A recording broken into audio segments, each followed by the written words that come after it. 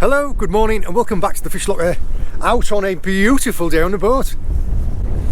We've managed to find a crack of sunshine in amongst all the rain clouds. Yeah, we are, I'm about to go and do the pots today. We're operating in a small weather window. We've had quite strong southwesterly winds, which is why we've got this swell still coming through. I don't know if you can see this swell kind of working its way through now. Me rolling up and down on top of it. But yeah, we've got about 2.5 to 3 feet of swell coming in this direction. And in 3 hours time we will have 30 to 40 mile an hour winds coming in this direction. We've also got a bit of rain around. Yeah, I have put my pots out a little bit early this year, which is why I'm suffering with the weather. The reason why I don't work them all the way through the winter is just because you never know when you're going to get out to check them again, because you might have 4 weeks of bad weather. So now it's going to be over high water. I prefer to work them over low water just because there's less depth of water, but we've got to work to the weather windows. Fingers crossed they're all still there, they haven't sustained any damage in this bad weather, and there's something in them. Anyway, we're working to the clock. Let's go.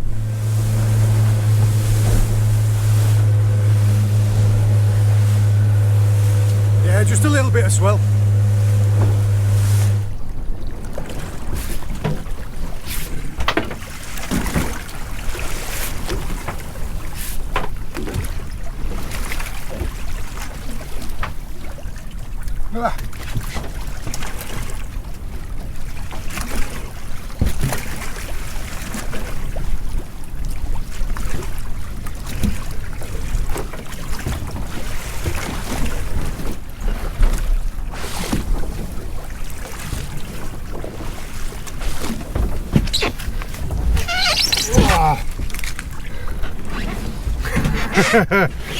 I'll tell you what, there is an absolute monster in there.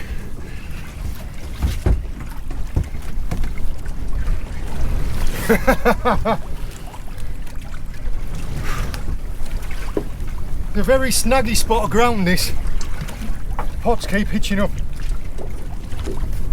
Not only are we being pushed along by the wind,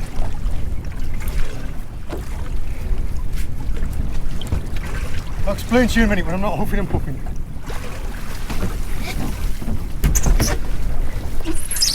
Yeah, I fished my pots on really rough ground. Snaggies are better.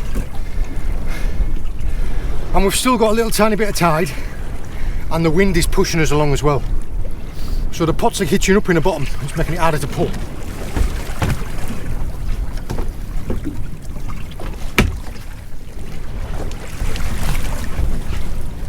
Not to mention that out here we've actually got more like a 5 foot swell.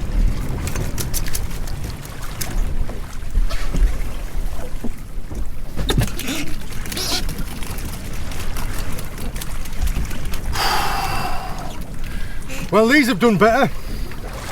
These pots have done a lot better.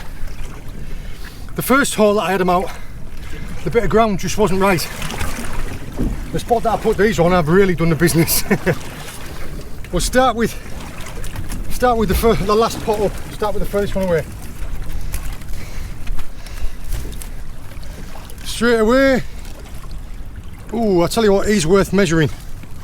Just drop him down here and I'll get the tape measure in a second. There's another one, slightly undersized. And an absolute baby.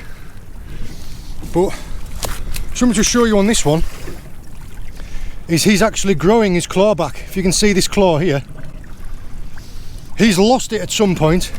He's just about to shed his shell and grow it back because there's a little soft claw there, look. But yeah, massively undersized.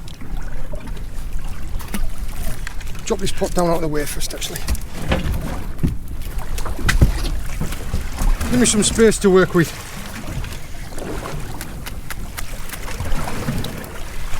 Now, even though I've explained this in probably 30 videos, I show the measuring with a tape. And I always get some smart ass that's like, oh, why don't you use a gauge? Because a gauge has got no educational value to anyone. I could make a gauge that was 80 mil and say it was 90, and people wouldn't know any difference. Whereas if I measure them, I'll show you how to measure them with a tape.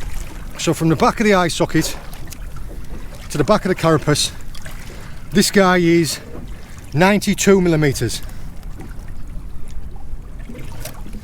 He's big enough to keep. So first pot with the keeper, fantastic. The next pot, yeah, not as productive. Still catching, but not as productive. This has got a little bit of everything. There's a little tiny prawny lobster. You know, like I said with the last one where it was growing a claw back, this one is growing one of his legs back, and also he's lost an antenna at some point, and he's growing a little antenna back, look. So yeah, if they do lose a limb, the next time they shed their shell, they just grow it back. Now it won't grow back to be the same size. That might take 2 or 3 sheds. But they're okay at replacing limbs or claws. I mean, you can even, one in here, I'll show you in a minute, that one at some point has lost both of its claws. Velvet swimming crab, little male spider crab. Now this one's way undersized. And several more edible crabs.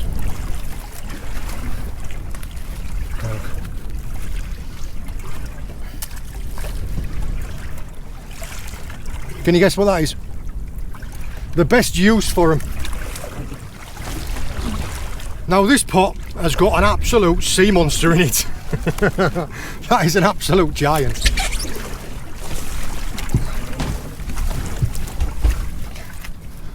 Now in here, you see alright, or is there something in the way? No. Should be alright. Tell you what, do a quick spin around. Right, we'll see if that's a little tiny bit better. In here, we have a bit of seaweed, a male brown edible crab that is just below minimum landing size, and this absolute freaking sea monster. Now that is a proper one. Holy Christ. I don't want to let it get hold of my fingers, that's for sure. Oh well. Yeah. That one is an absolute monster.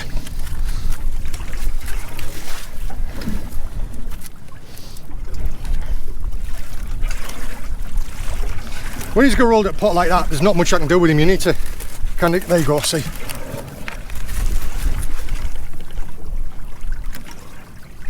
Look at the size of it. Oh my word. That is, that's probably the biggest brown crab that I've caught on the channel. Look at the size of his claws. Oh my gosh. I'll put him down in a bucket if I've got one big enough. Oh yeah, to show you, to kind of show you the difference. I don't even know if I can get them both in the frame.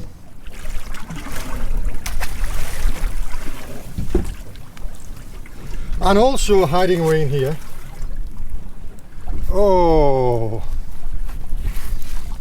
we have a V-notched pregnant female lobster that is growing back both of her claws. Now what I'm going to do with her, I'm going to put her in a bucket of water. I'm going to talk to you about her specifically. That is wonderful to see. There's quite a bit to tell you about this one. This is a special one. I can't get over that crab. Oof. Yeah, definitely no need to measure him. What I'm going to do is, because I've got all these ropes around my feet and we've got quite a bit of swell, I'm going to rebait these pots, get them ready to be shot back, put them back, and then I'll talk to you about that lobster. But yeah, what a result at first fleet, eh?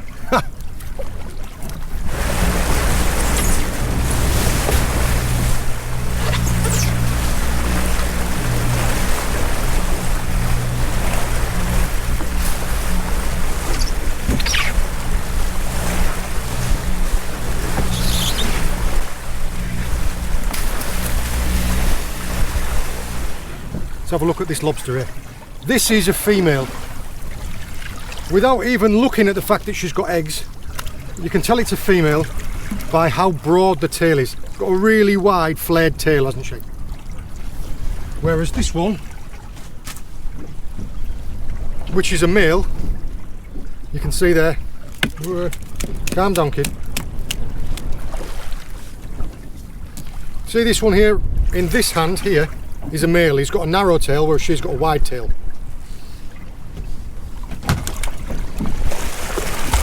As I was saying before also, she has got really small claws. She has at some point lost both of those claws. And you can see she's perfectly happy and healthy and breeding, which is wonderful to see. She is full of eggs. She's carrying eggs underneath her tail there.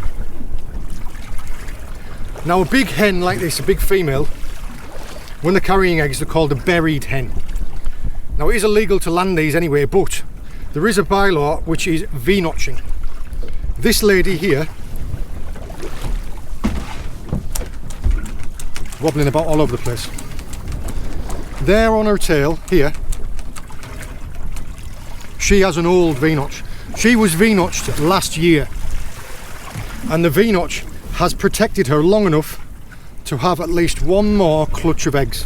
That's why we do V-notching. That's why there. You can see that it's starting to grow out. So what I'm going to do is I'm going to take my V-notching clippers and I'm going to stick a fresh V-notch in here. And that protects pregnant breeding females. So it keeps a stock on the ground that you know are breeding. Because a big hen like this could produce up to 20,000 eggs. Minimum landing size is 90 mil. She's probably going to be about 110.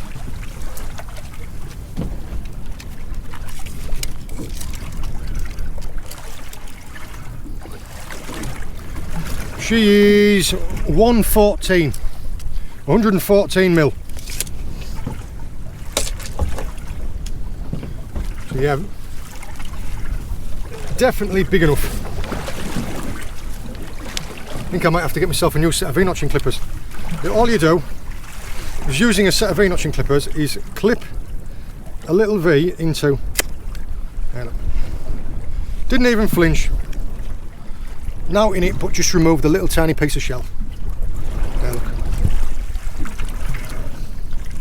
There's the old one, there's the new one. That new clip there, that old V-notch which she's got, which is growing out, that would have grown out the next time she sheds her shell. That one that I've put in, that fresh one, might protect her for 2 or 3 more sheds. So that's potentially 2 or 3 more seasons of breeding. So if she produces on average of 10,000 eggs a year and she breeds 3 more times, that's 30,000 more eggs in the ecosystem because of that V-notch. And what I'm going to do is actually I'm far enough away from my pot. There's no point dropping her straight back down on top of my pots because I'll just catch her again. I'm going to take a photo of her and I'm going to drop her back.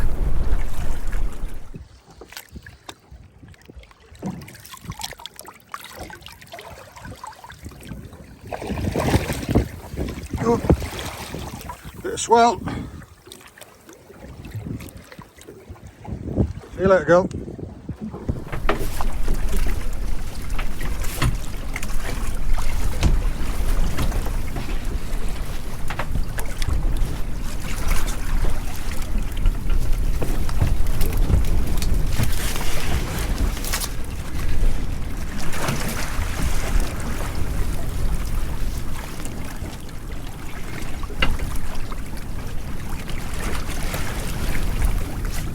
Well, the last pot's stuck on bottom. I've got one pot about 3 metres below the surface and the last one's stuck on bottom.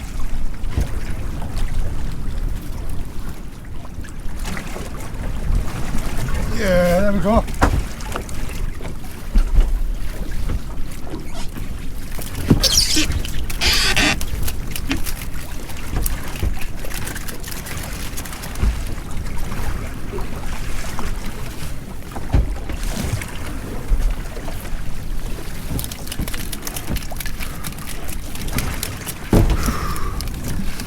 Now these ones are a sight heavier.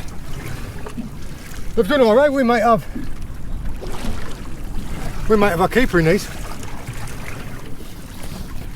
Right, first come, first served.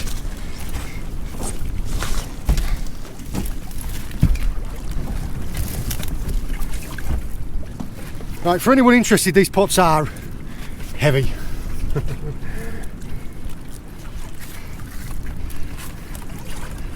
Little edible crab.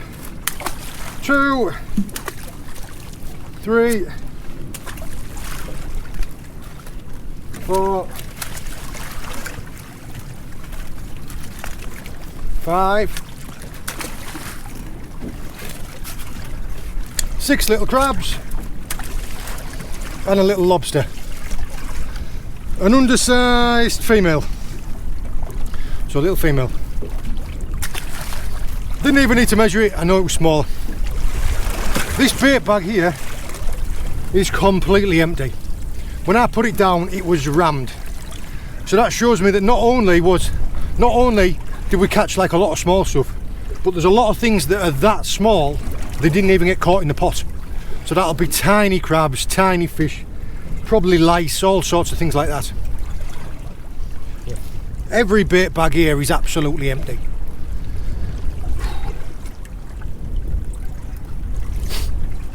Next one. Well, this one's done quite well. We have 4 lobsters and 3 crabs in this one. Undersized male, little tiny lobster,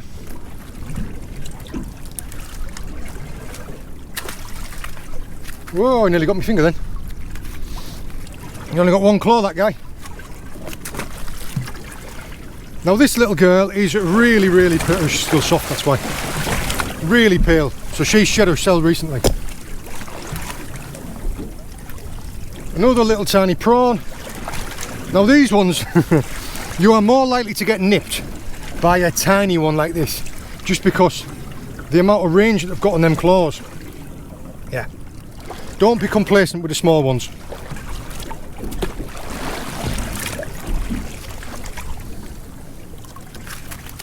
Calm yourself down. Ooh. Tape measure.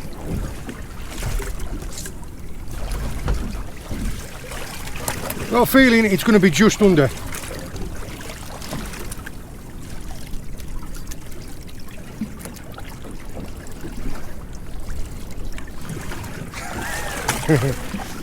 $88mm. We're rocking about a bit too much to be able to show you there.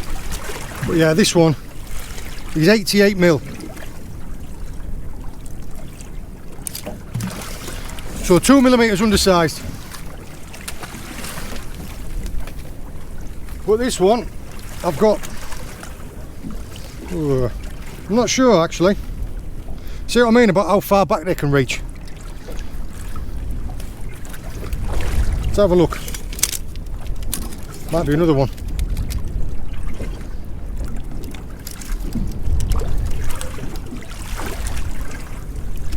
That one is bang on 90.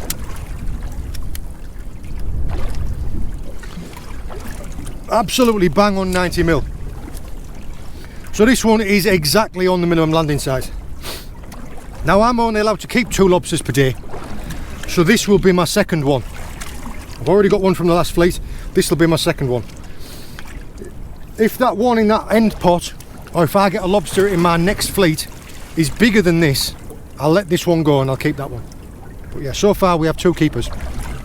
Last but not least, there we go.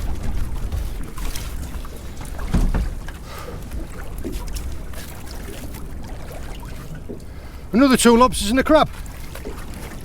When you're getting them out of the pots, when they hold on tight, like, best thing you can do, if I just got hold of its body and pulled its body, I would pull its claws off. So when they're hanging onto the pot, the best thing you can do is get hold of their claws and pull them by their claws. Yeah, still undersized.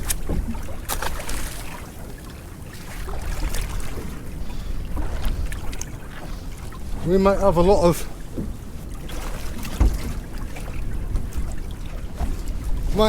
marginals today.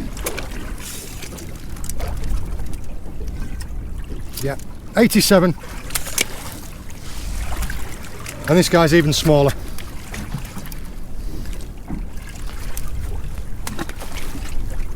So yeah, plenty of little lobsters about. It's a great sign for the future.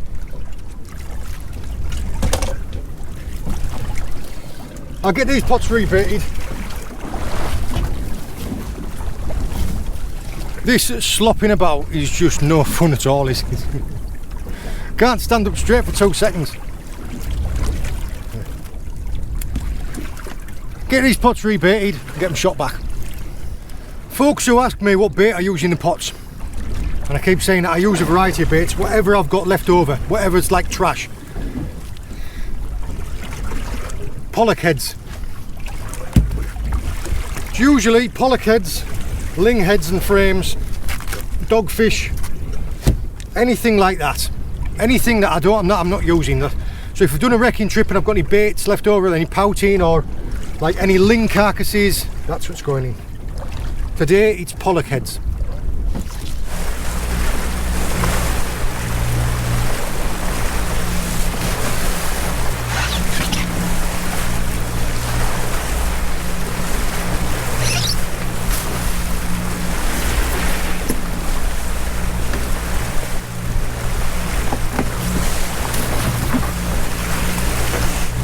Let's go and get them last pots.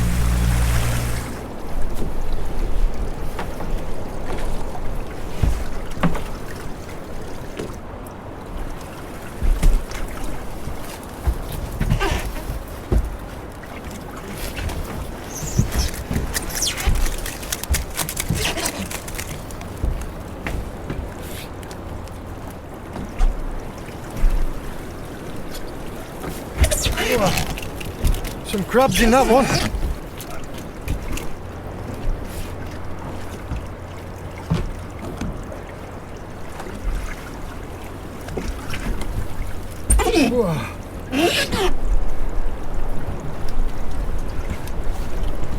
Well, we've certainly caught some crabs.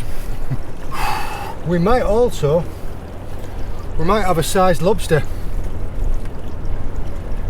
Might have a lobster that's big enough. I'm going to chuck a quick bucket of water around, clean some of this weed off, get the ropes from underneath my feet. We'll sort these pots out. Here we go. First one up, first one done.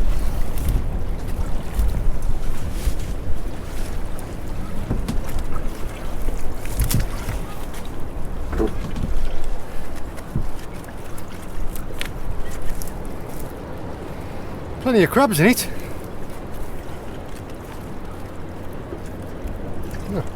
He's just peeled, he's soft. He's soft on his back.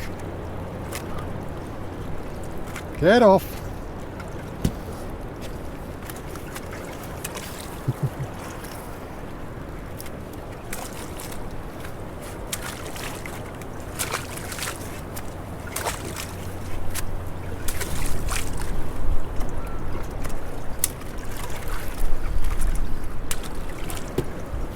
Lots of little crabs. That's part of the bait from what I had before.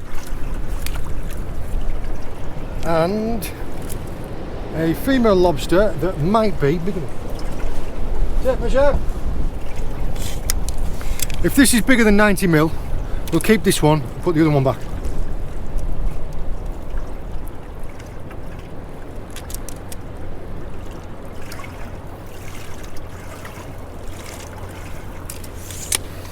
$89. Measure that twice.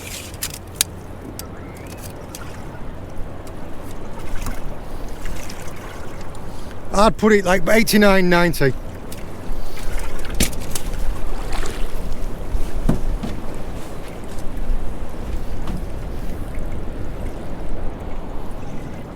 Pretty much both identical, aren't they? This is the one that we caught earlier on that was bang on. Both females. Neither one of them have got eggs.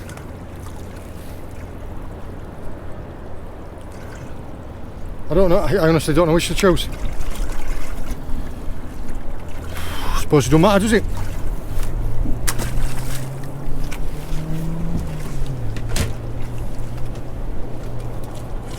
Yeah.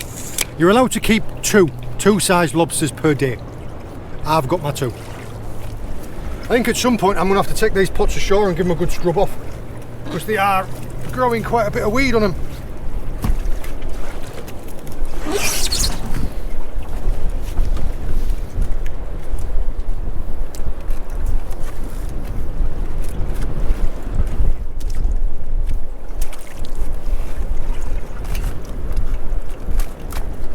Yeah, no keepers in this one.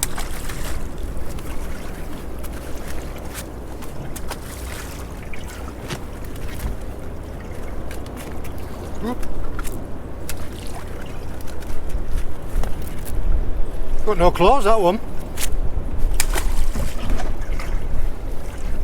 And the last one.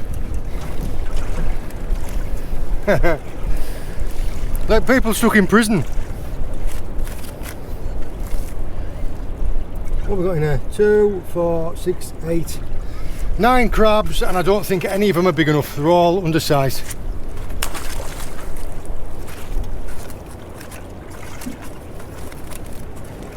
There you go. That shows you the difference immediately between a male and a female. A male's got like an aggressive pose and he's got his claws up ready to fight, and a female just wants to protect herself. Protect where's vulnerable. See the large pad underneath where she holds her egg, and he's just got a little narrow pecker.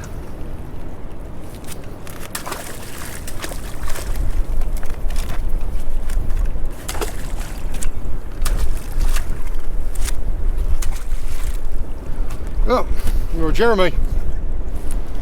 See what I mean when I said earlier that crustaceans, if they lose one of their limbs, they can grow it back, but it doesn't grow back at the same size straight away. Well, he's lost that claw at some point in time, and that's how big it should be. So maybe the next time he sheds his shell, it'll be the same size. It'll take four or five sheds. When they're an adult, it'll take 4 or 5 sheds if they lose a claw to get it back the same size. When they're little and then they grow back, they shed their shells more often and they grow by a larger percentage when they're smaller.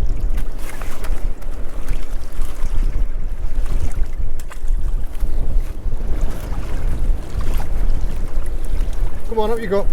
Out you go.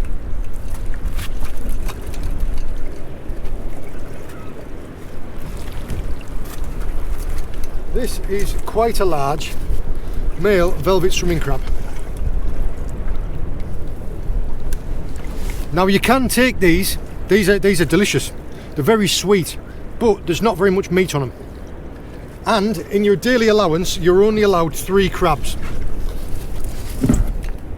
When I've got my 2 lobsters, you're only allowed 3 crabs. And it doesn't say what species.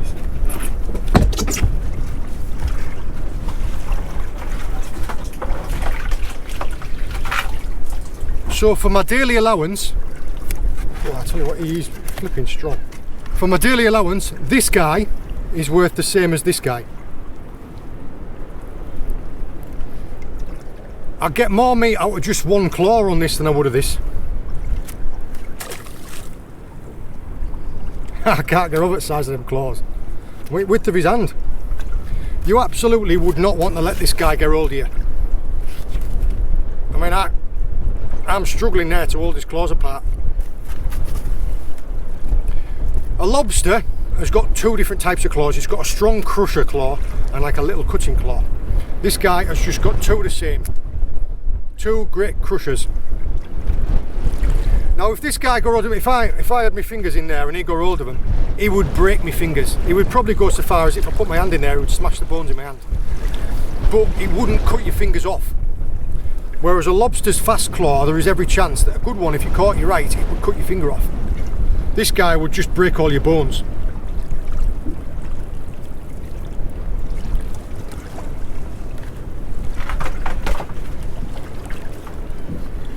Get these pots rebaited and shot back.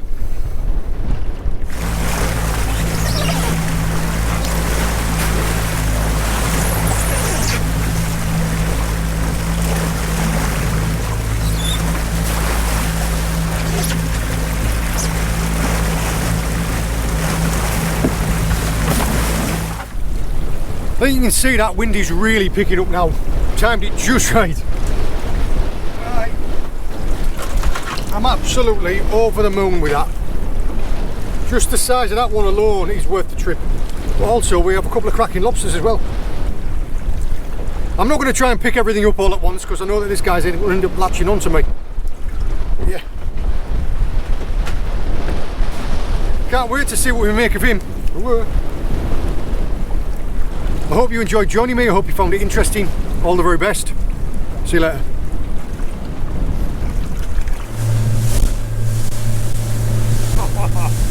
Oh, it's getting windy now, like.